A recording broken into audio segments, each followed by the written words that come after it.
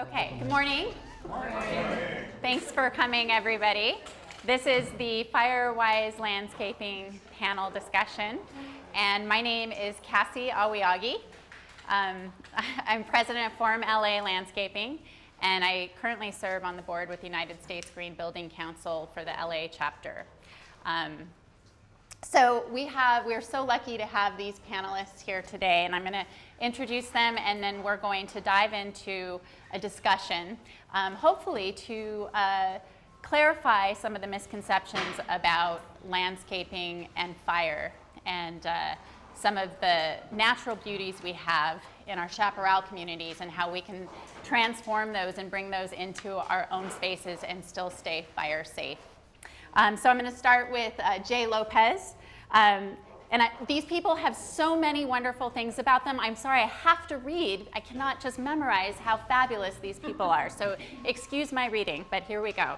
Okay, so we have Jay Lopez, Assistant Chief, County of Los Angeles Fire Department for 32 years, and most currently, he manages the Forest Division's Natural Resource Section, focusing on the cultural, human, and natural resources protection in Los Angeles County. That is a big role, and thank you for doing that. His work emphasizes systematic analysis methodologies that assess alternatives to protect assets from unacceptable risk of wildland fire damage. Projects include a combination of fuels reduction, ignition management, fire-safe engineering activities, fire prevention and behavior education, support of fire-safe councils, hopefully that's some of you, and Firewise communities, habitat health preservation, and the Oak Tree Ordinance, Oak Woodlands Management, Environmental Impact Reports Review, and protection of public and private assets. Thank you, Jay. And you please have a seat. We have Kitty Connolly. I used to work with Kitty Connolly very closely and actually still continue to as past board president of the Theodore Payne Foundation, and she's just a phenomenal leader there. She started at the foundation in 2014. Kitty has led the organization through strategic planning, new construction of a wonderful new space for the foundation to expand the programs and the use. Today, the foundation reaches a record number of Southern Californians with its message about the beauty and ecological benefits of California plants in the landscape. Before joining the foundation, Kitty directed educational programs and interpretation at the Huntington Botanical Gardens and the Smithsonian Institution. Kitty has served as the board of the American Public Gardens Association, as editor for the American Alliance of Museums Journal Exhibitionists, written on informational education, and presented at numerous professional meetings. She holds a BS in environmental zoology from Ohio University and an MA in geography, which she loves, from UCLA. And of course, Kitty is a long-term native plant gardener, and she just finished her own garden with native plants. So she's very excited about that. Please feel free to have a seat. And then we have the wonderful James Carlson.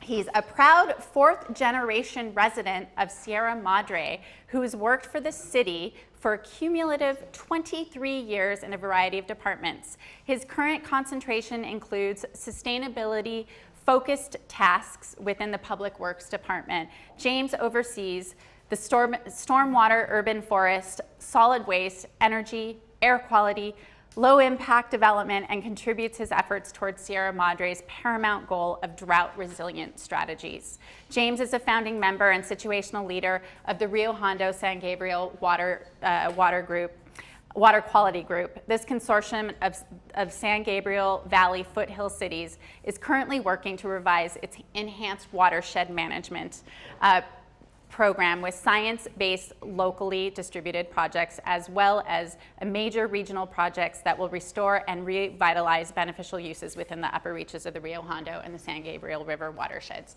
Thank you for that, James.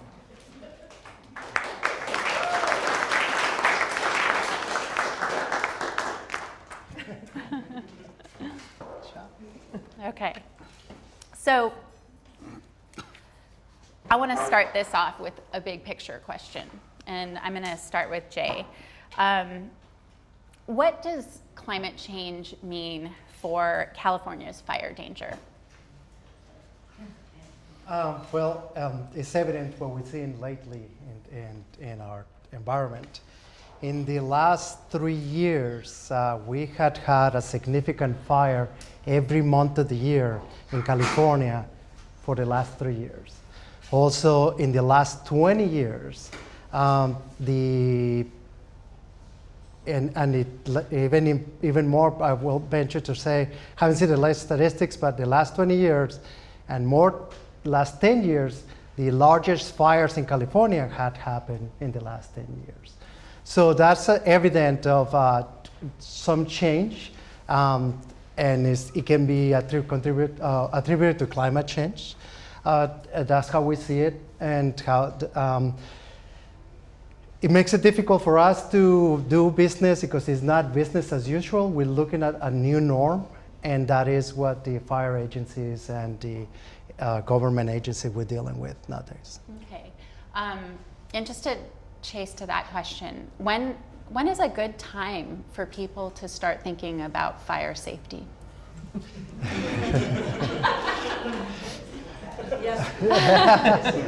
That's a great question because we always postpone it. We have this whole idea going to the traditional part that we had, what is the traditional fire season that we used to have. So we just gotta do it, sometime in the fall, we get together and we'll do this and do that. As a starting conversation, does having a significant fire every month of the year, that means that we need to be prepared every day. I brought a brochure, it's called Ready, Set, Go, that the LA County Fire Department and other fire agencies have. And it kind of takes you from the ready part, what you can do way before any incident comes to your way. And then the ready part is what you do right before the fire happens. And then one thing that we really want you to do is leave on time. It's very important to preserve life and property, but life is about property. So if it's something that we like to do is to practice how you're gonna leave your home. For example, my house is against the mountains, and I have 3 boxes that has photos, has important documents, and all that stuff. And they're ready to go into the car when I need to. Simple little things like that we can start preparing today. Okay. To do. Okay. So it's not just once a year in May or June anymore. No. And then for the ready part is all that work that you can do way before the house. And start planning your landscaping and start planning, you're gonna do any improvements to your home. What kind of improvements you're gonna do? You're gonna do improvements to your vegetation, what kind of spacing you're gonna have. And we're gonna get into that a little later. But also you're gonna do any improvements to your home. What are the best windows that you can get? What are the best vents that you can get? So that's something we can start doing today. Right, okay. So going a little bit closer in, Kitty, why do our landscape choices matter when it comes to Firewise Landscaping? Oh, well, I hesitate because often California native plants are seen as being especially flammable because we have wildland fires. And when you have a wildland fire, it doesn't matter where you are, the plants burn. I was surprised to find out that the largest wildland fires on record in the world were in Canada, in the boreal forest. I thought Australia, because I have this bias maybe against, I have my own biases, right? I have a bias against eucalyptus, so I was thinking Australia. No, it was Canada. And that occurred to me, it's because they don't have firefighters, right? Probably they just let it burn. So choosing your plants, they are flammable. It's important that you choose your plants wisely, but it's as important that you maintain them well when they're close to your house, that you place them in the right locations, and that you keep them cleaned up to reduce their flammability. So you maximize the beauty and the habitat, but also maximize your safety. Okay. And James, what has Sierra Madre done to influence and educate the community about some of the issues that James and Kitty have just touched on? Sure. City, if you're not familiar, the city of Sierra Madre is a very small city on the other side of Pasadena. 11,000 people, no stoplights. We're still proud of that. And we had a fire very, very close in 2009, the Santa Anita fire. We also have a very narrow canyon area that was threatened really direly. Myself, I was in the EOC for 12 hours. I was evacuated, my family was evacuated. I live in the canyon. After 12 hours, I went to sleep at a friend's house. The fire got close enough that I had to be evacuated from that and keep progressively moving down the city, try to get some sleep. So the whole city is keenly aware, at least the people that were around then, and they are very proactive with their emergency management. We also took the county's Ready, Set, Go, tailored it a little bit for what we're doing, but our fire marshal as well as our code enforcement officer are very proactive going into our high fire areas. We have a designated line, it's actually Grandview Avenue, where it's called a severe fire zone. And the clearing that is done is required as much as possible. We have some formal rules for new development. We don't have a lot of new development. So where we're best successful is the one-on-one, talking to the fire marshal, talking to your neighbors, pointing out things that could be done better, getting rid of Italian cypresses and the toyons and some of these things in that area. It's a back and forth. We understand there's private property rights. We also understand the safety of the community. And like I say, we really try to do it at one-on-one, using the neighbors to give them a little bit of a carrot instead of a stick at this point. That's a good approach. Mm-hmm. Positive praise, something like that. So Jay, what have been some of the most significant changes in the way the fire department is guiding homeowners on Firewise Landscaping? Well, one thing that we gotta preface or establish is that we don't have enough fire engines to take to these homes. And you can see every time we bring in bigger airplanes, now we got even a 747 out there, and it's still not enough. So the cooperation from all of us, we're all on this together. So everybody does a little part, and working with the property owners is a big thing that we do. Defensible space is something that we really encourage them to do. But defensible space is not only having no vegetation, is having a well-maintained vegetation that is properly selected. And I use well-maintained first, because Kitty made a great point. You can have the best plant, but it's not properly maintained. It always gets away. And I see a bunch of bougainvilleas out there that I'm sure it was little 3 years ago, but now it's this huge thing out there. But having a good selection of a native plant that can be properly maintained is a great thing to do.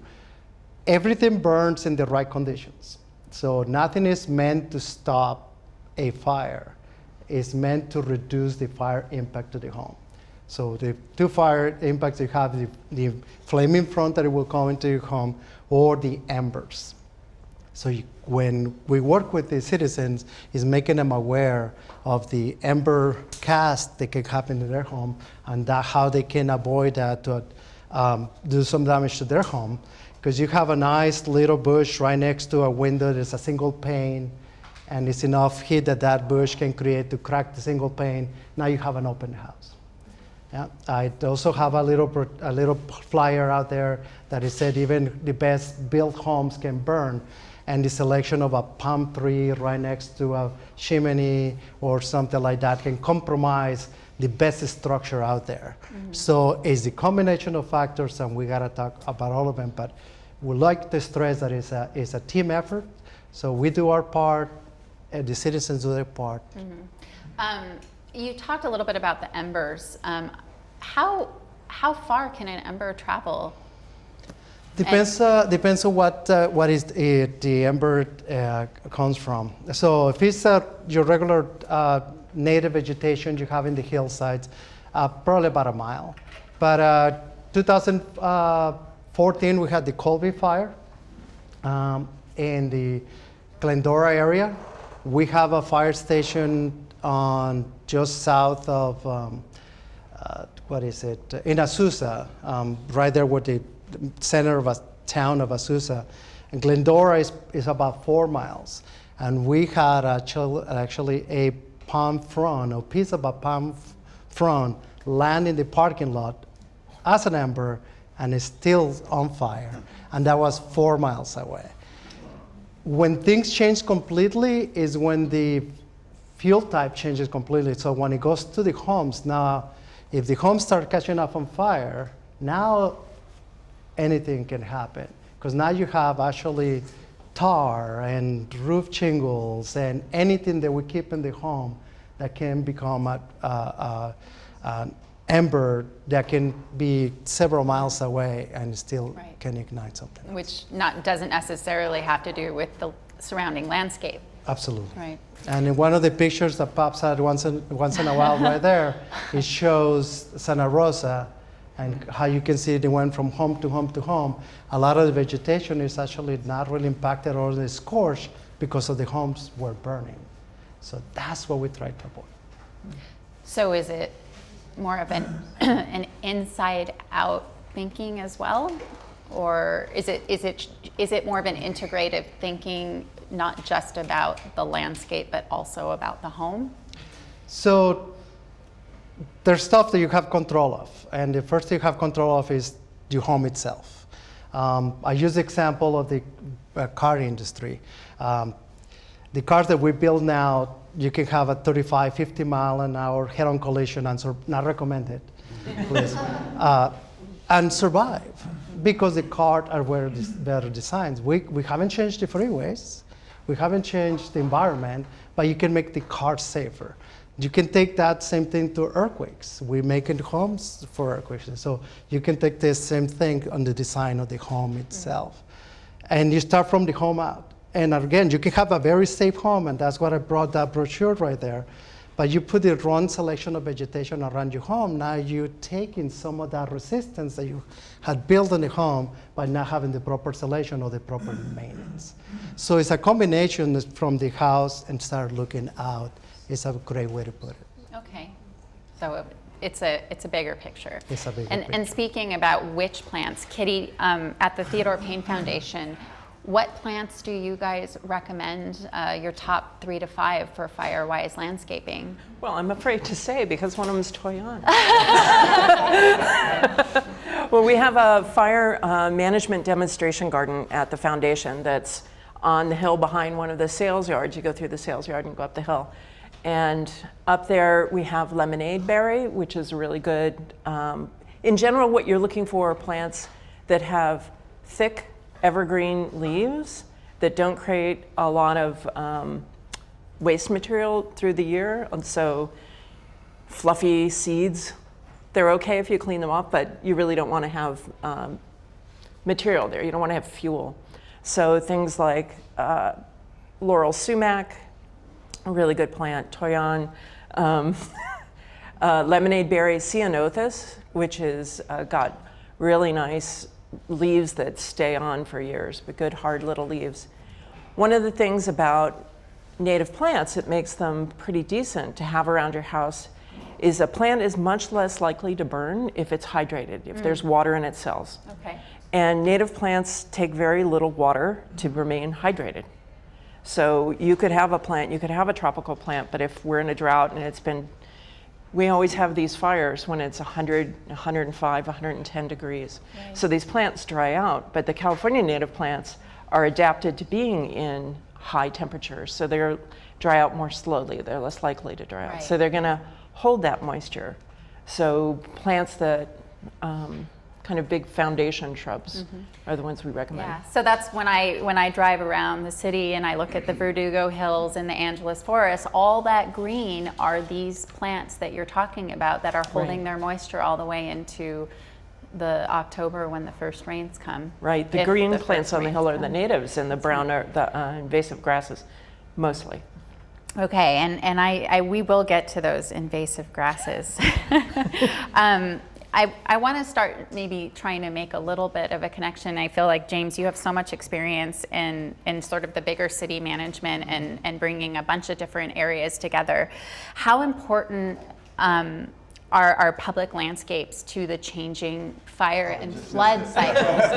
What was that? Just showed ours. The changing fire and flood cycles. How important are the public landscapes? We were fortunate enough to raise some money and find a grant to redo the landscaping around the city hall and extending to the Sierra Madre Fire and Police Department. We were also fortunate enough to find FormLA to do the designing and do the work for us. We included a nice fire demonstration garden, so we have a few of those plants as well. But the impetus for Sierra Madre at the time was water conservation. Real quickly, we lost our 100-year-old local source about 5 years ago, and we are now having to import water. So water conservation was a huge importance for Sierra Madre. You start, trying to get people to get out of the lawn cycle. You start finding that there's other benefits to these native gardens and this water conservation effort. One of them, arena that I'm in, is water quality, watershed quality. You're doing a lot of the same thing. You're doing the better plants, you're infiltrating your water. We actually went and got pretty aggressive with a low impact development requirement. And it's aggressive because we required on 500 square feet of new impervious surface. If you are going to put 500 square feet, that could be a room, that could be just about a driveway that was pervious before. You now have to engineer your property to retain the 85th percentile 24-hour storm. We're keeping the water on our private properties, on our public properties, and we're showing them how to do it around City Hall. Some of our pocket parks are also done that way. And lo and behold, we found a tertiary benefit to doing that. And it goes a little bit to what we were talking about here, is we're also maintaining our soil moisture content on our property to help with our plants that are working out. So I think Cassy was talking a little bit more like public. We like to show people what to do instead of telling them what to do. But with that lid ordinance, we are telling them what to do, give and take. Jay, can you expand a little bit on the connection between the permeability and that holding the water and the Firewise Landscaping? Yeah, so there's a couple characteristics that the native plants have. Is the ability to use very little water, but also have the ability to hold the hillside a lot stronger than any other plants that we have. We have very steep areas, as you can tell. Geologically speaking, these mountains are still growing. So the plants have adapted to that. As they grow, water retention is very important. And as Kitty said, water retention in the plant itself is also a connection with fire. More turgent the plant is, more moisture the plant has, is less burn intensity that comes from it. The native plants are very self-sufficient and they know how to manage that. They have leaf casting that stays on the ground, which we highly recommend to just leave it there, especially oak trees, as you see them scorched all over the place as we were driving in here. And yes, the leaves will burn and you'll have summer, but the fire intensity will change. So one thing is we don't want to see bare soil completely, because then you lose that soil moisture that you needed to maintain those plants alive. So yes, if somebody tells you, yes, leaves are going to burn, yeah, but it will be a different type of fire behavior because you go from grasses that are nice and open that it can ignite easily, and if some embers happen to land in your leaves, they are compacted, and the flames that you get will be a lot smaller. So at the same time, keeping that moisture, keeping those leaves, keeping that shade that those plants have, also keeps the non-native grasses away from the area, and there's less likelihood of an ember landing on those grasses and starting a fire. Okay, and I've been reading a lot about our tree canopy around Los Angeles, and sometimes the fire code feels like it might be in conflict with preserving our tree canopy, but it sounds like you're saying the opposite. Is there a balance that we should think about or understand? Well, it's placement. So a tree right next to a chimney. So when you plant a tree, do us all a big favor. So you plant the tree, look sideways and look up. Because we have a lot of trees that are planted on the near power lines, and that's very common. James knows about that. Or we don't consider the size of the tree, or we plant it 3 feet away from the house when the tree is going to have an 8-inch, 20-inch trunk. But it was great when we was little when we planted it. So if you need our help, we can help you with the choices, how far to plant it and all that. But most of the time it has to do with placement more than the tree itself. Okay. And Kitty, you talked about sort of or Jay, you talked about this open space, and Kitty, you talked about invasives. How do invasives play a role, and why do you discourage them? Oh, invasive, a lot of the invasive plants. You may want to start with what is an invasive plant. What is an invasive plant? An invasive plant is a plant that gets out of control wherever it is. So generally invasive plants are from places that are not native to a location. Now, a native plant could become invasive, it could get out of control, but... we call that colonizing. We call it vigorous, trouble-free, low maintenance. But when we're generally talking about invasive plants, we're talking about invasive plants that have been brought here from other locations. Very often other Mediterranean climate locations, because they're adapted to our climate, but they don't have the same situation and the same competitors that they had back where they were from, where they evolved. And here they get out of control. One of the things that happens is they can outcompete the native plants. A lot of our invasive, not all of them, but some of the invasive plants are annuals and they come back every year. So if they burn, the fire doesn't bother them at all. They'll just go back, they'll just come back the next year. They're perfectly fine with that sort of disturbance. So in fact, they'll come back, they might be more vigorous than the native plants, which actually need a little time to get established, so they could replace the native plants. And as Jay was talking about the grasses, they're dry much longer time of the year than the native plants, so they're flammable. They extend the fire season over a much greater time period, so you end up with these fires every month of the year instead of having a fire season. Right. This might be moving on to another subject, but we spend a lot of money trying to manage invasive plants. How does the fire department try to bring more resources to the table there? Well, about $80 million in California a year to manage invasive plants. Yeah. Well, it's an effort not only by the fire department, by the public works and all the other agencies that or departments within a city or within the county, and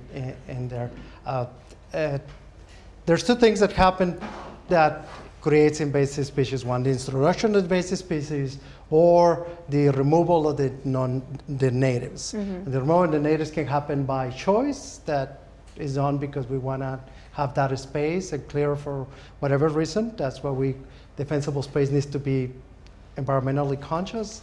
And also can be, native species can be removed by burning too often. So you have an area that burns several times, then the native species will not have the ability to return as well as they are. They're very well adapted to fire, but frequent fire is something that have. So once it changes that aspect in there, then we have to do some management. And mustard is a big thing out there that you see out there. Right, the little yellow flowers. And so and thistle and things like that. So you can control it by several different methods. We like to keep our toolbox open, and there's some areas that you have to use pesticides. There's some areas that you actually use fire, if you burn it at the right time of the year, to give the opportunity to the native species to take over.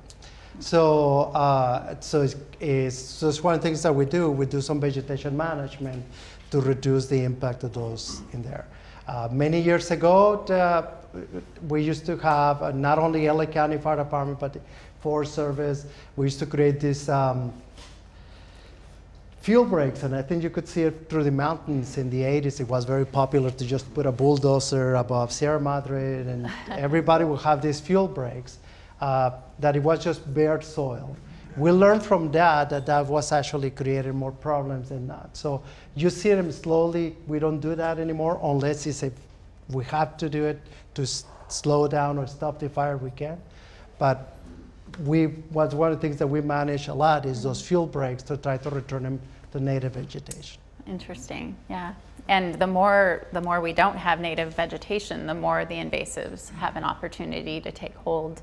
I was curious, James, you talked about Sierra Madre's location, which is quite similar to La Cañada's, just set right up against the forest. With some of the education you've done in the community, does Sierra Madre, the community of Sierra Madre, are they feeling safe and embracing a new philosophy? Are they feeling safe? I hope so. I hope they're feeling safer than they were before they spoke with us or attended one of our fire workshops or viewed our demonstration gardens and things like that. I do get a good sense that there is a tremendous volunteer spirit, that it will even come to the city and nag, to make sure we're watching something. Hey, there's a palm tree where it shouldn't be. Go talk to those neighbors. We have a tremendous CERT organization. We have amateur radio people that were always, practicing and working and things like that. So if the city appears like they aren't publicizing something enough, our volunteers will let us know. They will talk to their neighbors. And there's this new thing that just came out called Facebook. And they will just go nuts on Facebook, and we will hear about any type of fire hazard potential. Sometimes you have to explain that, I understand what you're looking at there, but it's not as much of a hazard as you might think. There are insulated wires that are made to go through trees. Some of them are communication lines. They're not going to start a fire. The high tension lines, those are actually cleared by our utility, by Edison. And they don't do a nice job trimming these trees. They just go right across and chop it. And I explain to people, they really kind of have to do that. It goes back to the right tree in the right space. Think about what you're going to plant. But at the end of the day, I really think that our citizens are helping each other feel more safer. Okay. And talk about community. You talked about some communities having fire safe councils. Can you talk a little bit more about that and what that looks like and how that helps? Yes, we believe, and I think we all believe, that an empowered, knowledgeable community can make changes. I didn't wear my uniform today because my uniform opens a lot of doors, but also sometimes I get labeled, just the uniform guy. People want to talk about helicopters. Actually, some people saw me today, didn't recognize me at all. I do have another life. But being able to work together, we come in, work with the community, but then we leave. Nobody knows better than the community members what are the issues in the community, what are the hazards in the community, what they need to do, or what they need advice on how to deal with that. And they use Facebook a lot. And we are there to provide that. So if an area or community decides to form a fire safe council or becomes a Firewise community, we support that greatly. I know the Sierra Madre does that very well, and we try to do all over the county. Because now the knowledge is embedded in the community. And I'll give you an example. I worked with a community here in Altadena a few years ago. We got a project, got some grant money to do some removal of some vegetation, not only trees, because sometimes, like James was saying, and just a little deviation right here, going back to your point, sometimes we put the attention on one thing and it's something else that is the problem around your house. In this case, it was a big bougainvillea underneath a deck, wooden deck, and the house, and this person was concerned about the eucalyptus. It was 70 feet away. So that's where we can come and help with the decision making. But So we worked with them together. We did a lot of assessments, decided how the money was going to be spent. I had to leave town. We're going to talk to the community. 200 people showed up to this meeting. I wasn't going to be there. The Fire State Council president, occupational nurse, Fire State Council treasurer, a real estate agent, Fire State Council secretary, a retired Catholic priest. So these people that we worked together for about a year or two. So I didn't make it, but I made it by the time the meeting started. And they went and explained the whole project to the community. And I was like a dad right there, so proud of them. Because now the knowledge is embedded in there. The knowledge is part of their community. They understand what the issues are, and they know where to go get answers for what they need to do. So Fire State Council, Firewise Community, supported by Sierra Madre, supported by the foundation, supported by LA County Fire Department, and a lot of the groups, is a good solution. Are they common or easy to start, or how does one get started on something like that in the community? They're not that common, unfortunately. We do have 26 in Los Angeles County, and Sierra Madre has 1 or 2, but they need to be more common. So we have the requirements are very little. All you need to have is a president, secretary, and treasurer, and start from there. And then start working with your community. And you need anything to do that, you can call LA County Fire Department, or you can call Sierra Madre, and we'll go over there and help you get started. But it's all you need. It's all you need. So you guys are there to support that process? Step by step. And it's a lot of education. So one of the things that happen is that we invite them to a lot of courses. And for example, Sierra Madre had for quite a long time, once a month, meetings where they talk about not only construction, building, insurance, and all of the issues that we'll have. So I think it used to be on Tuesdays or Thursdays evenings, once a month that they had those meetings. And they were well attended because, especially insurance, hits the pocket right there. So. Thank you. That sounds like a way to get people more involved and feel empowered and what's in their control, which is what you mentioned quite a lot. It's knowing what's in your control and being able to focus on that. And from our point of view, one last point is that if you pick up the phone and you say, La Cañada Homeowners Association, we understand it's an association if they're organized, but if we hear Fire State Council, we know that it's a group committed to understand and what they want to do. So pretty much our ears picked up right away, and it's okay. It's got to make your job easier.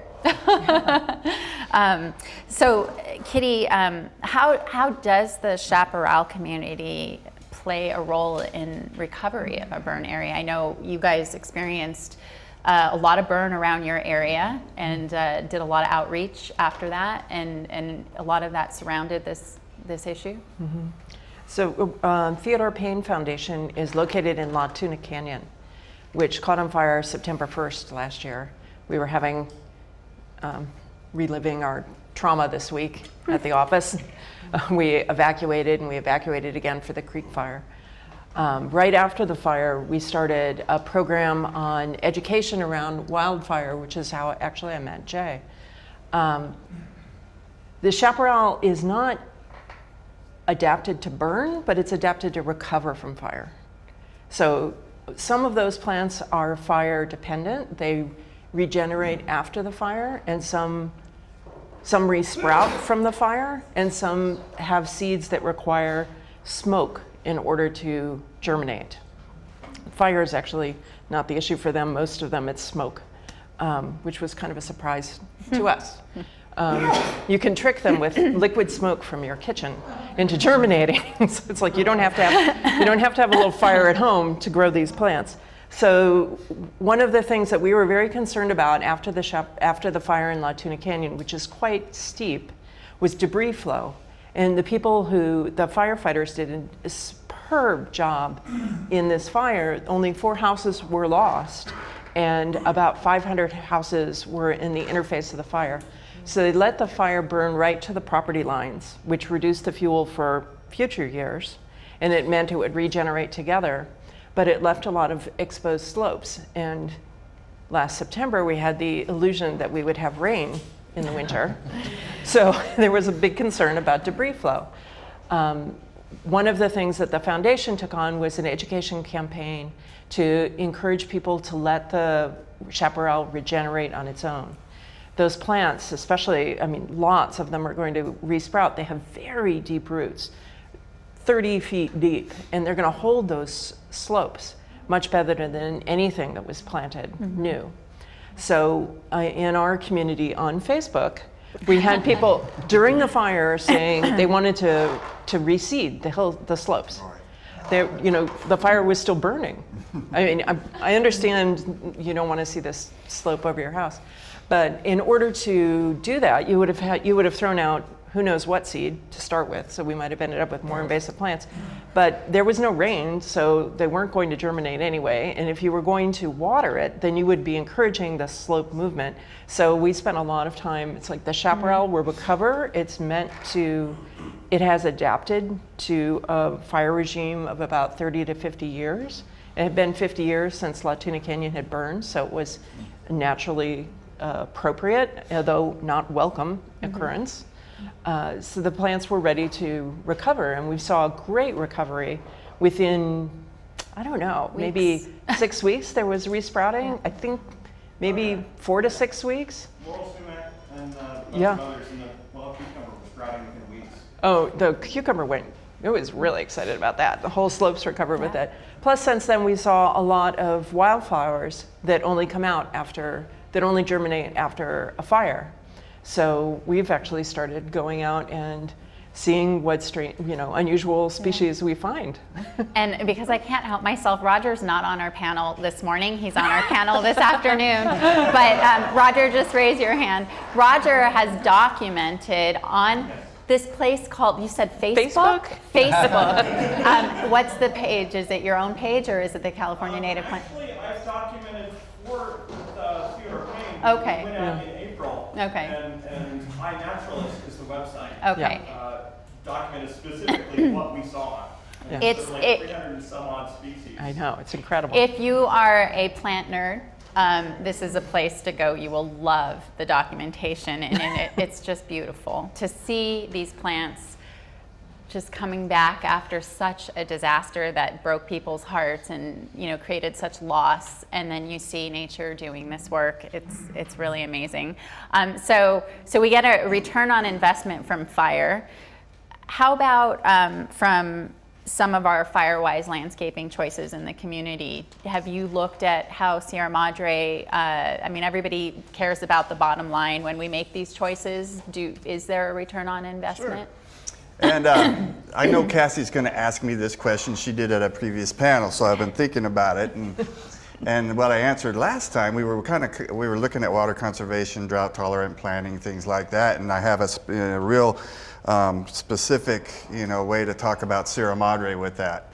And we are seeing an increase in property values. We're seeing a lot more drought tolerant. I don't know if it's causational or correlative, but we're seeing it. And we're seeing that the real estate people are no longer putting a big, lush lawn in front of a house they want to sell. They're doing a lot more drought tolerant. Some of them are doing a patch of lawn surrounded by the drought tolerant, and I think that's even quite a big of improvement. How we extend this to our fire safe landscaping, I'm still looking at. And I don't know, I already know that I'm not going to be able to measure it too precisely, but it might be another, causation, correlation thing that we're going to continue to see. I think, part of Sierra Madre's charm is its small town, and that neighbors talk to each other, and that we have enormous volunteers. A lot of that is aligned around keeping your house fire safe, whether it's emergency preparedness or the landscaping. Ultimately, people are going to learn from their insurance company or from our code enforcement that if they have a defensible space, our fire department and probably Jay's fire department are going to come and try to save their house as opposed to someone that does not have a defensible space. And I think people will learn that. A lot of people know that, and that goes a little bit towards return on investment. Okay. Did you want to take a stab at that, or? One of the things that I think is really important in terms of landscaping and fire is to think about the garden as being able to be seen from inside the house. So we have a tradition of landscape of foundation shrubs. These plants that you can't see when you're inside the house, you can't see them at all. But that's the space right next to the house where the firefighter is going to save your house. So you can trade off a plant you can't see, you're not enjoying, that's endangering your house and perhaps impacting your foundation. Put low-growing plants, anything really low, or gravel, or some other kind of mulch next to the house, and put the plants out where you can see them outside from inside your window. They'll be just as beautiful, and your house will be that much safer. Yeah, that's a really good point. When you're thinking about sort of these shifts, Jay, if you were to just say, what are the top 3 changes in this flyer that you've brought today in what you're trying to encourage, what would you say those are?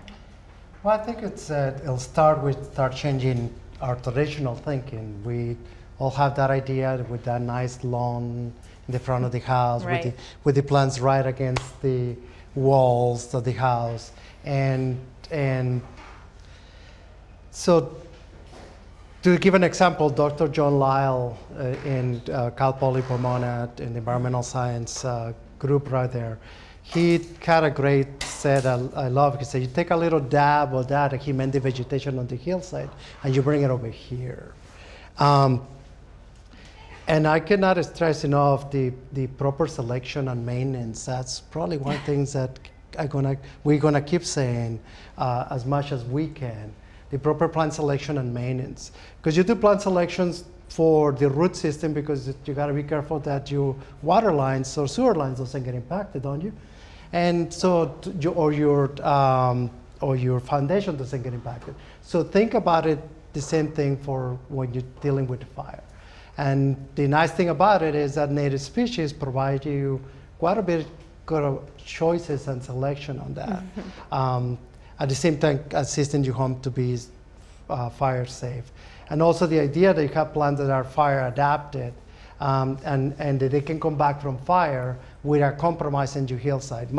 In my case, my house is straight down, go to the patio, nice patio, have a nice view, El Prieto Canyon, and it's just straight down in a 90% slope. Thank God for all those native plants right there. So, because they're keeping the hillside in place. Right. So the things that, again, is the plant selection and the maintenance are some more things that I probably we keep stressing as much as we can. Okay, I'm going to ask Kitty. I'm going to leave it off with Kitty, and then I'm going to open it up to everybody for Q&A. But do you see benefits beyond authentic landscaping, beyond the Firewise benefits? To California native plants? Just a bit. So my organization was founded in 1960 to promote California native plants. So you have these plants which will help keep you safe and are adapted to our environment, but they also are beautiful. They're really beautiful. We have a wonderful selection of plants. At least 600 are readily available at the foundation that you can choose from. Another thing that they do, though, that other plants don't do, is they create this kind of free-range zoo in your yard. They bring in birds, they bring in butterflies. We're admiring the butterflies out here today that are here because of the native plants. They bring in pollinators. I enjoy the company of animals as well as the company of plants. So one of the things that my native garden provides for me is it's enlivened with the company of animals. Pets you don't have to take care of. Free range pets, yes, exactly. Yeah. You put out a little water and you're good. And I do want to clarify that when we talk about some of the invasive grasses, Jay mentioned a few, but a few that I see in the landscape all the time are the fountain grass, pampas grass, Mexican feather grass, and those are the ones that are really the culprits that are sold in your average retail nursery that are not clearly labeled. There are some resources. Plant Right is a great resource to look up if you're looking to find which are the naughty plants. And the California Invasive California Invasive Species Council is also another good resource to find those things, because I think as plant lovers, we need to have those resources and be able to find those. And that just helps with your work when people are more knowledgeable and use those resources. May I say something? Please. So just real quick, we stress on the grasses because that's where those embers and where most of the fires start with those, what we call it, fine fuels. And the choices of landscaping combined with the invasive species that we have, like we're saying mustard and all that, it does create a bigger catch and mitt for those embers to start a fire. And most of the fires don't start from cigarettes. Travel throughout the nation, I travel throughout the world, and I'm very proud of California. We smoke here less than everywhere else that I've been. But it's other stuff that we do. And one of the things that we do is we drive cars, and we have catalytic converters, grass catalytic converters. We also drive in the summertime our jet skis and all that, and you have that chain that is hitting the pavement and creating this spark. That's another one. But one that I would really, I want another opportunity to talk is when we're doing our maintenance of our facilities, and we go to the hardware store, and the guy tells us, oh lady, said, use the metal blades. It's gonna cost you grass or whatever you wanna cut a lot faster. Make sure that you use the proper tools to do the work. So I just want to make sure. Right, and this is a whole other panel, but a lot of what you work from is science-based, and fires before humans just didn't happen this often. So it really speaks to some of the things that people need to be much more conscientious about what they do and how they do it. 90 to 95% of the fires in California are human caused. So we are, and I say we, right. Are the main cause. I'm going to open it up to everybody. Do you guys have any final comments that you may have not gotten out there before we take some questions? No, I want to hear questions. I like Okay, that. and I'm going to take, so I don't forget, are there any La Cañada residents here? Okay, Wes, you want to take a look? Wes is a reporter from the Outlook, the La Cañada Outlook, and before you leave today, if you would like, he'd like to speak to some La Cañada residents. If you're able to just go say hello to him, and he's going to talk to you a little bit more. So I see a question here. I've got a daunting problem. I've got a really large hillside behind my house that was very cleverly planted with that feather grass, perfect flammable material. It's going to be dangerous to extract.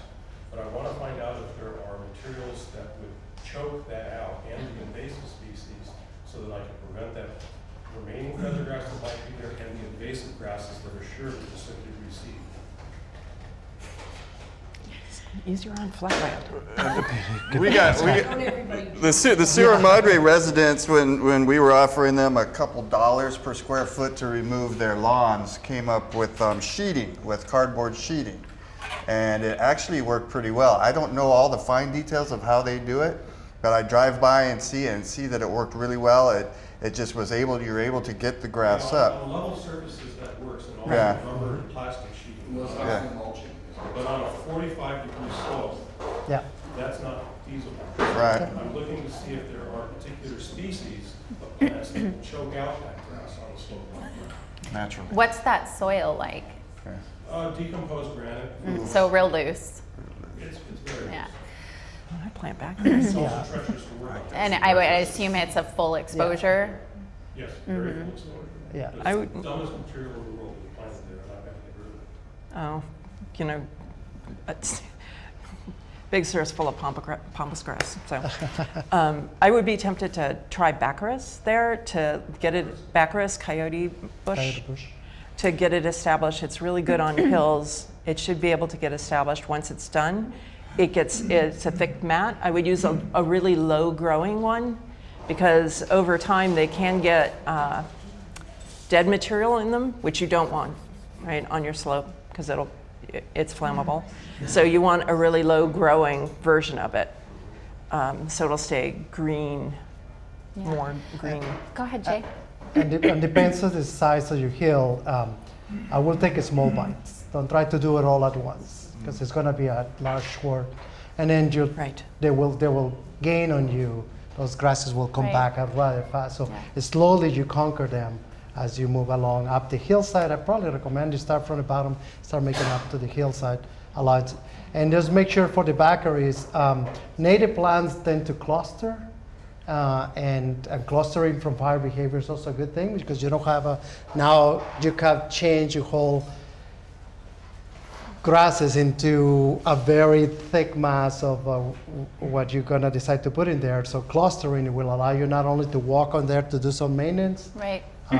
but it's also a more natural way that the hillside looks like. And I'll add one more thing to the clustering. And I think what Jay is talking about, you're talking about creating some relief areas in between. So if you're going to do a little drift of something, make a barrier and then do another drift so that there's a gap.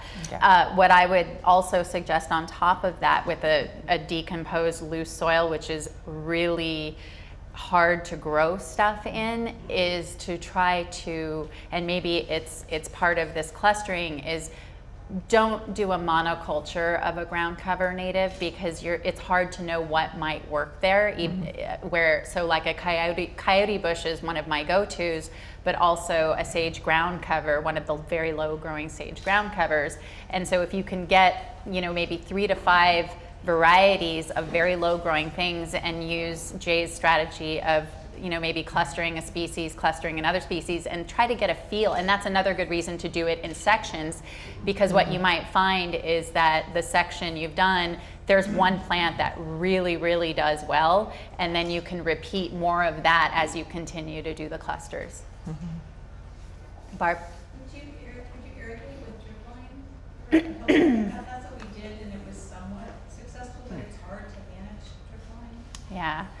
I guess I'll answer that. So it's a lot easier once we've seen the site and to see how large the site is, but in general it can be very difficult to drip irrigate a hillside, but also, and I don't know if Jay agrees with this, but having rotors on a hillside can also, if you know a fire's coming or it's hot, you can actually more quickly cool that hillside down and dampen it if you do have rotors. And it's a safer way once a month in the summertime just to water your native plants, so that part of what Kitty was saying was this hydrating. It's not this set it and forget it practice because they're native. We are saving water, we are saving maintenance, but we are also protecting our slopes from being dry and fire prone. So just to add up to that, no, rotors work real well. But one thing is also to remember shade and sun tolerance to the plants. So you're going to have some areas that are going to be shady. You might want to try something different. You want to try some areas sunny, try something different. And now since Jay said that, this could go on. I think that also spacing, adding, the grasses you're talking about that are taking over love full exposures. And some of the native ground covers can tolerate some shade canopy and some full exposure. So one of the things you may also want to look at with proper spacing away from the home and from each other is some tree canopy, so that you don't need as much water to get that stuff established, but also to provide the shade that maybe those plants might shade out that other grass and still allow the other plants to grow. We have oak trees that cover a good portion of the hillside. Oh. Yet the invasive species do very, very Oh, do they? Okay. Wow. You can be walking 2.5 feet of grass after the winter rains. Okay.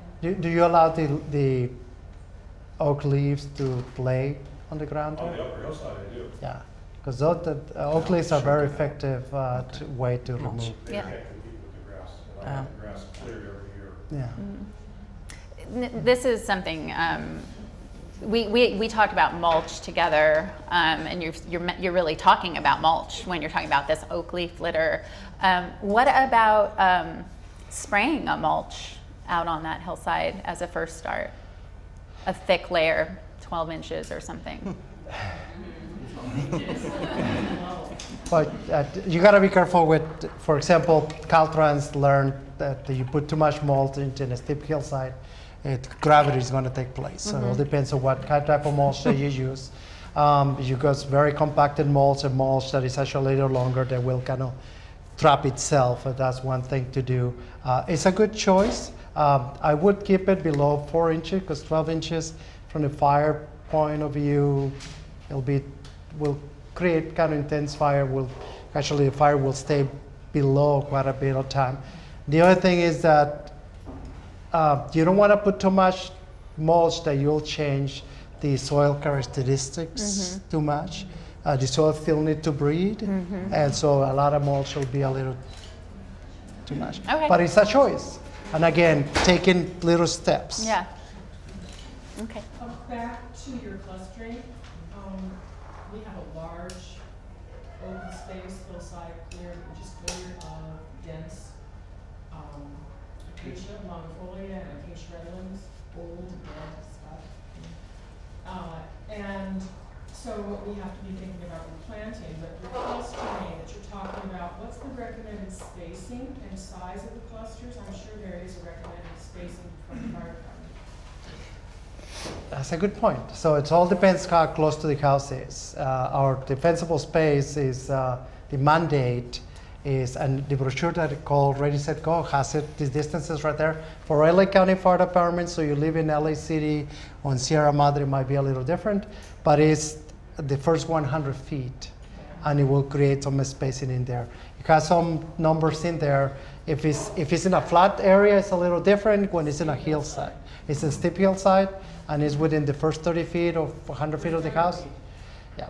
So there's this ratio that we use. You have a plant that is a foot tall, it will create straight up flames that will be 2 more feet up. So we try to keep the spacing, and this is just, again, not every place, not every rule is completely for everybody, but you're gonna have a 3 feet flame, so you wanna have the next cluster to be about 3 feet away, about. So if you have a hillside that is probably 60% or 70%, this plant is gonna give you 3 foot flames, you might wanna have that distance to the next cluster. And it's just a very simple way to put it. I'd rather that you consult with somebody that knows, and we and I can talk after and talk about it. But it's just a quick rule of how to do it. And I'm gonna, something I was thinking about earlier that I want to bring up is, can we stop saying brush clearance? Absolutely. It's a misnomer. You notice I have not used it once. I did notice. It's called defensible space. And it's not only to defend your home, but also to defend the fire department personnel going, or the first responders going there. Because you made a great point, if the firefighters feel safe to go into that home, it's like putting donuts for the cops. Any cops in the room, I'm sorry. But we'll edit that out. It is. But it's something that makes it attractive because just like reporters, once if we and it's not fighting fire when it becomes to wildfire is fire management, not firefighting. So when doing fire management, if we become part of problems and now we have to be rescued, we're not longer managing that fire. So we need to be safe in order to do our job. And also we would like to come home every night as well. So. Yes. I have a question about pruning trees. I mean, this is probably a little bit different than where we've been talking, but I grew up in the Midwest with really large, tall, beautiful, hydrated trees.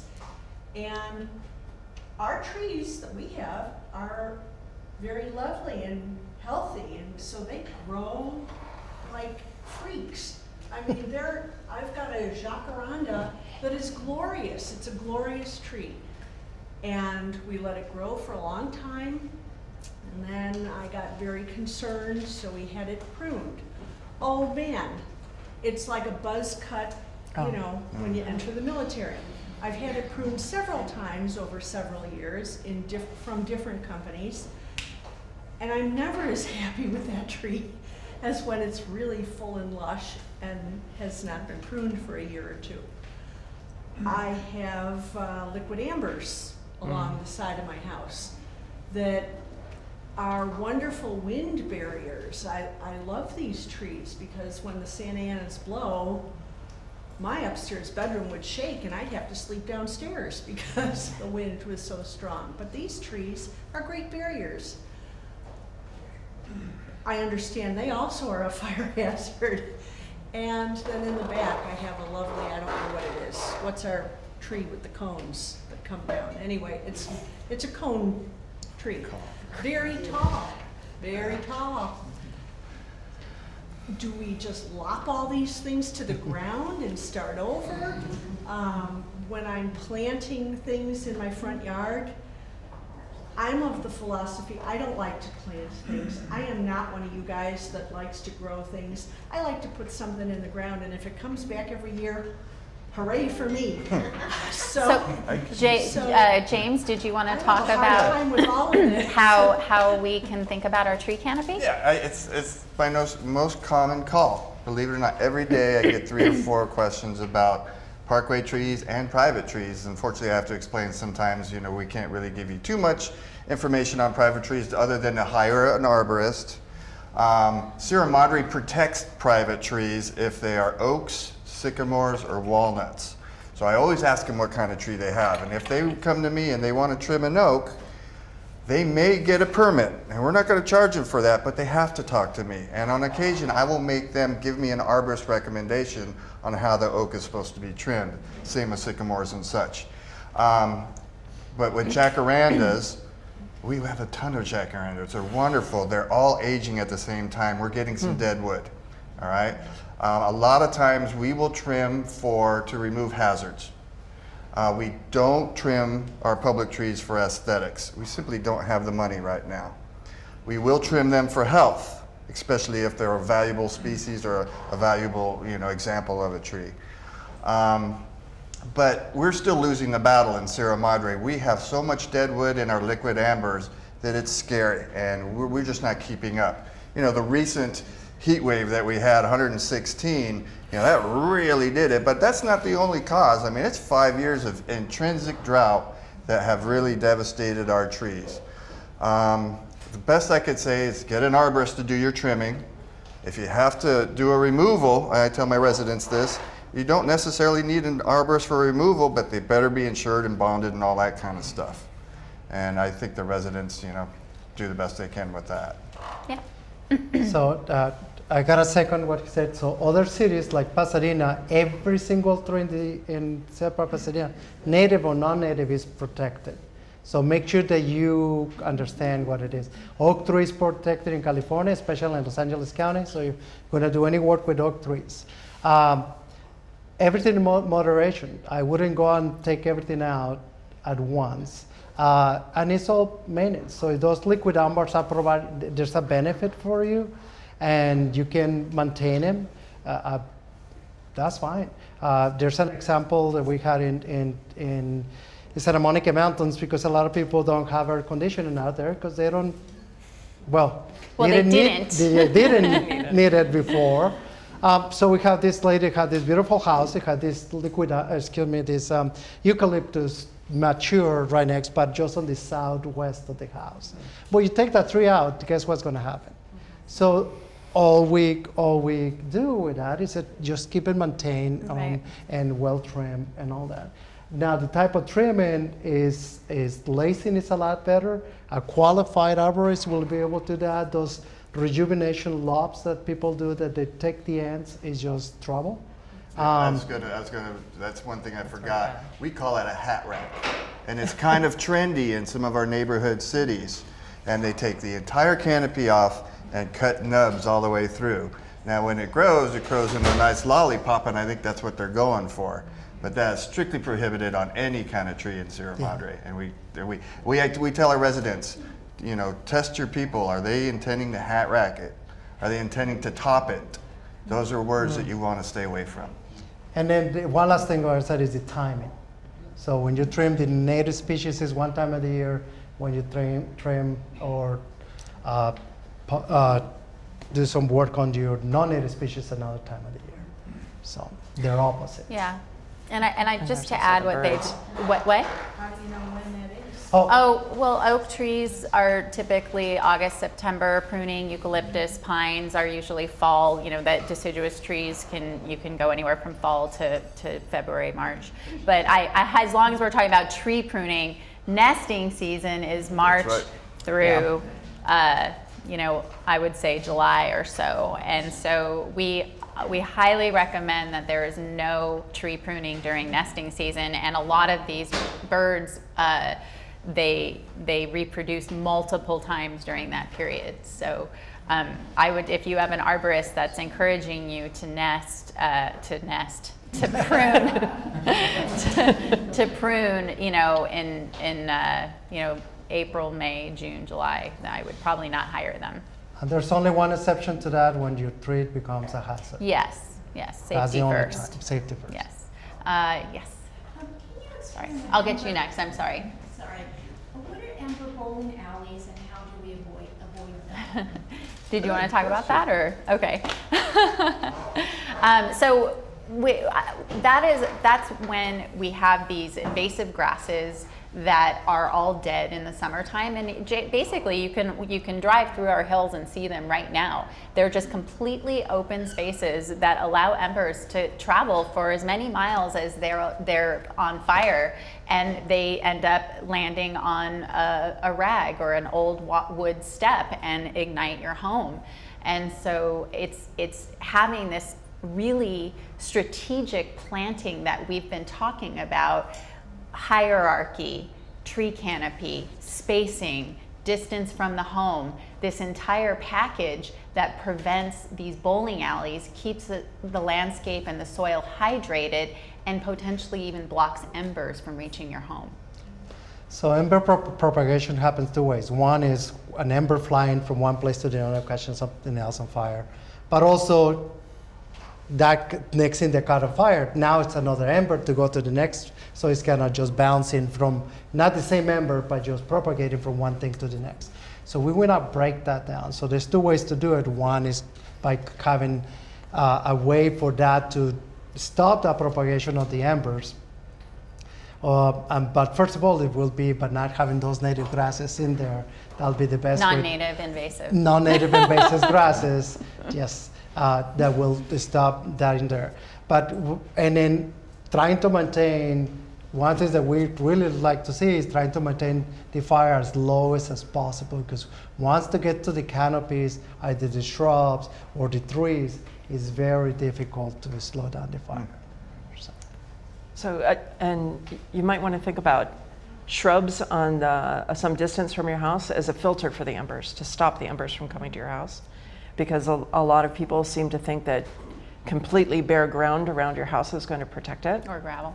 Or gravel, or just something with no vegetation, and that leaves you wide open to those embers. There's nothing to stop them. And another, there's a picture that keeps showing, and in there, the embers are like, you know, I've seen when the birds fly all together, they kind of do the same thing. And they will accumulate in areas, so when there's nothing to change that wind pattern, they will find those corners around your house. And it will be, one ember is bad, 300, 500, 1,000. So you see that picture come, you see how they all traveling together. So using those barriers will change that wind pattern. Sir, you've been so patient. I'm so sorry. We're good. Another scenario that might apply to some people here.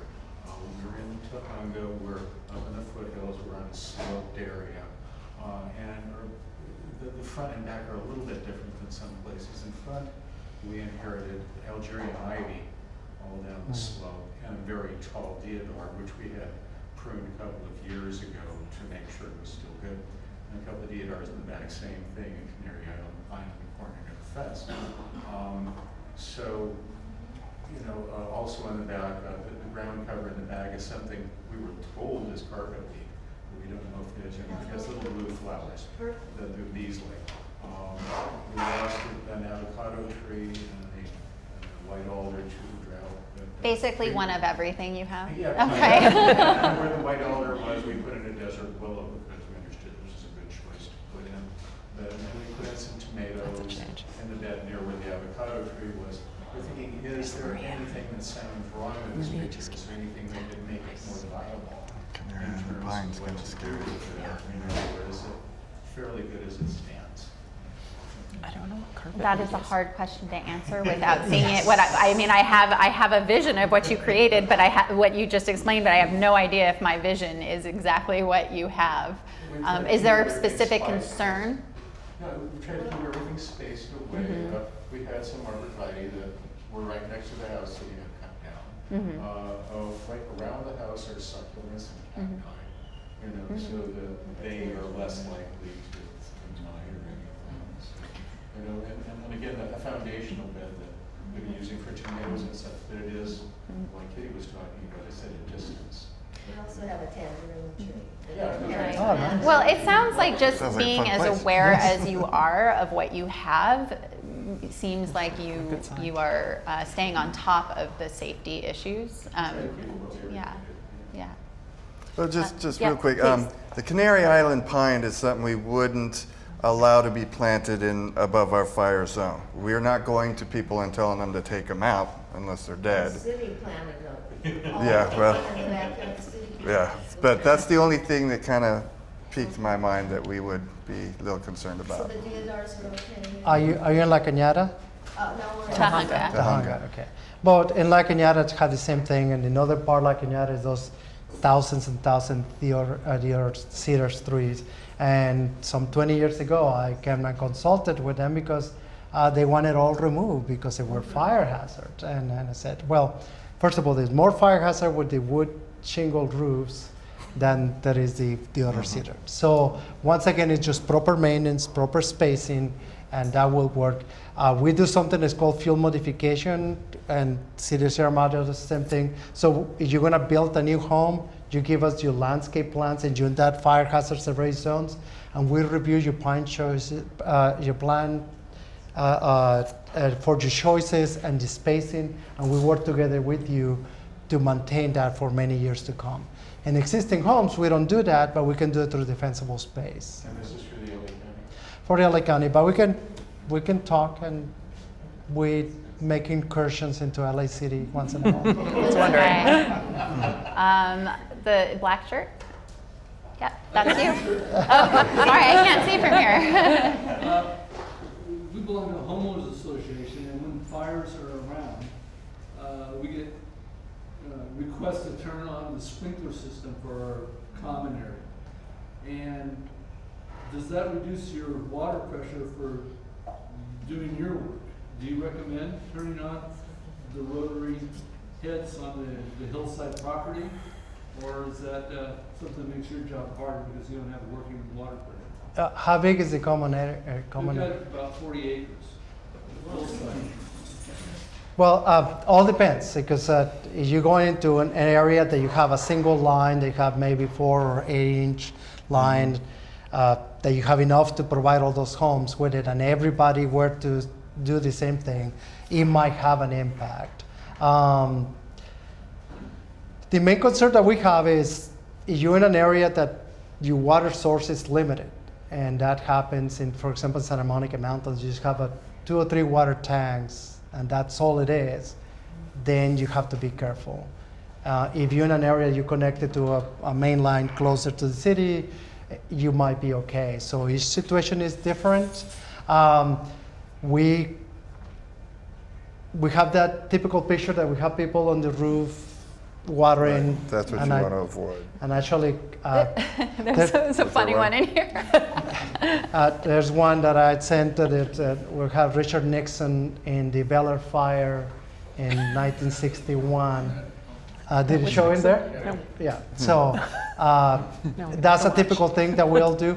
The flow from a hose is not a lot, but if your water source is limited, and remember, what is the first thing that you lose? Those water tanks get filled up with power, with electrical pumps, and they require power. If you lose power, guess what? Now you're not getting refill. So each situation is different, so your water source is limited. I will be careful with that. The woman with the turquoise shirt, I should stop calling out colors. I live in Upper Center, and it's nothing like Sierra Madre, because we are getting invaded by fountain grass. So first people put it in their yard, thought it was nice, and I have noticed that every little public space on every sidewalk sidewalk is full of fountain grass. And then my yard, I have landscaped and I've put in some natives, but I have 3 houses, both sides and opposite, who don't do anything, so it's dead. They used to have a lawn, but they have dirt. But now the fountain grass has arrived, and they're like, hey, we have nice plants. And so everyone likes them when they think they've got free plants. But no one's looking. I mean, they're going to be completely taken over. I think that's all will happen. I have to watch and make sure they don't land in my yard. We do give away poppy seeds at the foundation from time to time. Maybe you should just do a little seeding in your neighbor's yard. I don't think there's anyone I don't think we have volunteers. I don't know who called Glendale. I don't think there'll be anyone coming and clearing them. I think we just live with them. And they're blowing around, going up in the hillsides. Yeah, Difficult to I private property. think that is an education issue, and I think that's going to change. In California Invasive Species Council is working very hard to get funding to launch an education effort so that people like your neighbors can actually identify a plant and then actually look in their yard and start to get an understanding that these are the plants that they don't want to have.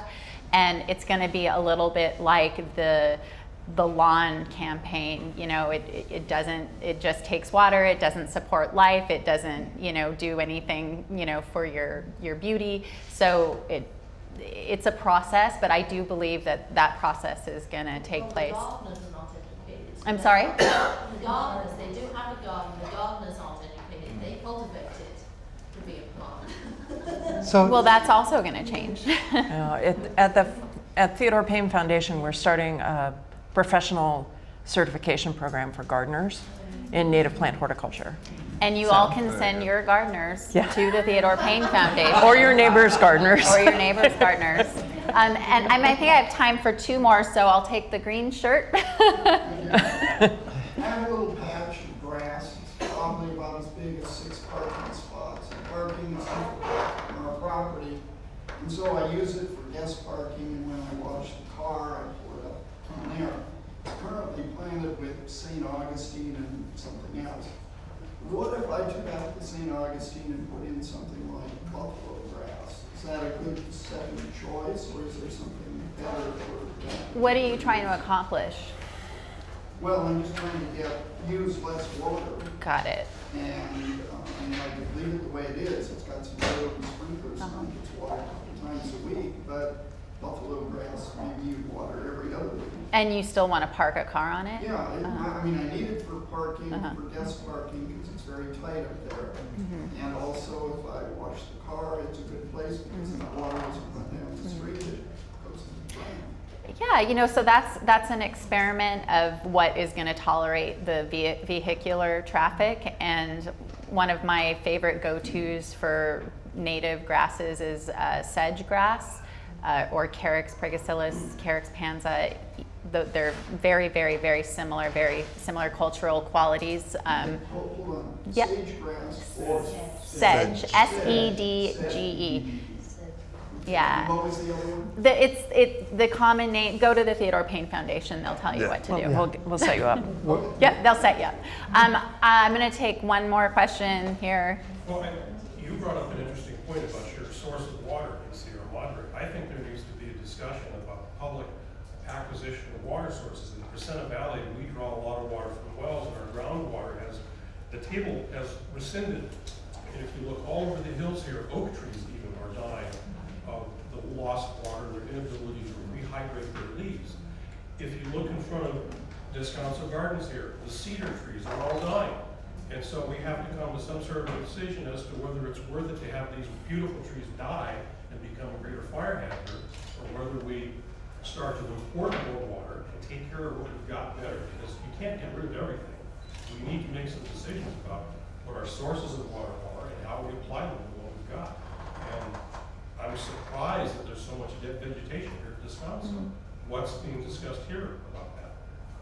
I can't speak to that. I asked him when I got here. I said, why are all your sequoias dead in the front? That was really surprising to see when I was pulling up.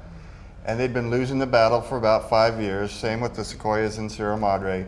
That one heat wave really just came in and finished it off. But you So can they come will be at tinted I off. come at it at my house by doing deep watering of my Uh-huh. oak trees. My oak trees are the only ones on the block that don't have any burned leaves.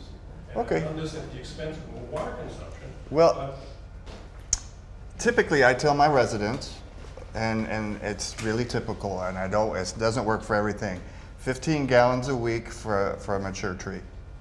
And that's not a lot of water. If you put it into perspective with their water bill, that's $4 a year to maintain a single tree. Now it gets a little bit warmer, or different species might need a little bit more, that kind of thing. But I try to tell my residents, you are not wasting water, you're using water on trees. You're wasting the water on the decoratives that are on the other side of your lawn. right, well, where you can water here at Descanso Gardens, they have the resources, and I think they're trying to be water wise. Yeah. It's a foolish choice though. In the hillsides where there is no irrigation for the trees that are dying in the hillsides. Right. There's not much we can do. But not much you could do there, no, Except but. to stop pulling all groundwater out and buy our water someplace else. But I'm trying to keep in perspective. I mean, the amount of water to save a tree is not as much as what you might think. Okay?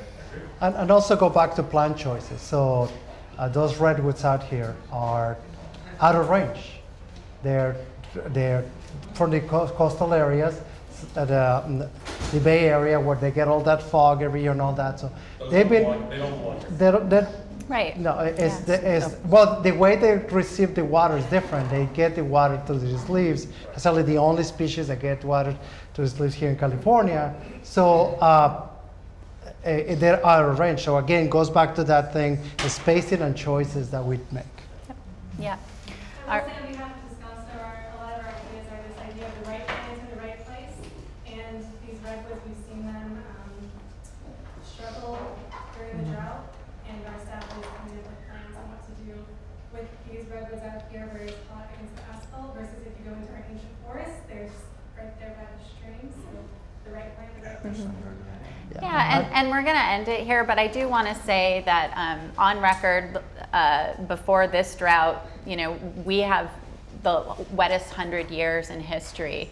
And so a lot of our landscape choices have been premised by that, also by our history of migration from all over the world and our love of plants. And so what we're understanding with the changes that are going on here is that to be resilient, to save water, to bolster nature and the things that benefit us, we need to sort of change that mindset, and that's what's happening. Yes. Cassy, it seems like everyone here has a home garden that they get to act on, but there are many people watching who are renting who would still like to contribute to our fire safety in some way. Do you guys have suggestions? They can help with Yeah. public gardens, like the one at Sierra Madre, with demonstration gardens. If you want to, as a renter, you want to contribute to the community good and fire safe. And as a renter, you have as much invested in not having your building catch on fire as anyone does. It doesn't matter. You can contribute to volunteer at a fire safe garden, go to fire safe councils like this. Join in your neighborhood and get to know the people who are setting up the fire safe councils in the neighborhoods. And I can add to that. My family, I grew up with them owning apartment buildings and running apartment buildings, and so I had become very familiar with the challenges of having a landscape in an apartment. And I think that having the tenants play a stronger role in those gardens, having them understand what Firewise Landscaping is, if there's a palm tree that's right up against the building, that the tenants should really be thinking about those gardens as their own landscape. And I think that would, we heard a story recently about a composting program that was, I can't remember the organization, but they were doing a composting program, and they were doing it in neighborhoods where they actually had an ambassador in the building teach all the tenants the programs. And this was the most successful model of composting in a building. And I can see that being a model for successful, authentic gardens around buildings that meet all the criteria we've been talking about is make it cultural within the building, have an ambassador that understands sort of what the criteria are for this building. Are there view issues? Are there traffic issues, pedestrian issues? Or do we need a space for a little dog place? So those are the types of personal things apartment renters can link onto and then become ambassadors for all of the tenants there. So I think that's a model that could be used. And I don't know if you remember the organization that was doing the composting program. Me neither. Okay, well anyway, we can find out. Just to the most successful projects that we have done is when we have community involvement and sense of ownership. And that leads to our next panel. Our next panel is at 1 o'clock. If you haven't purchased tickets for both panels, I think you still can register for the second panel. And we are going to be talking about how important community involvement and community highly visible gardens are. And we have a whole new round of panelists that are going to talk about their projects and the challenges and successes and the impacts on the community around those gardens. So thank you, Jay, Kitty, and James. Thanks, Kathy.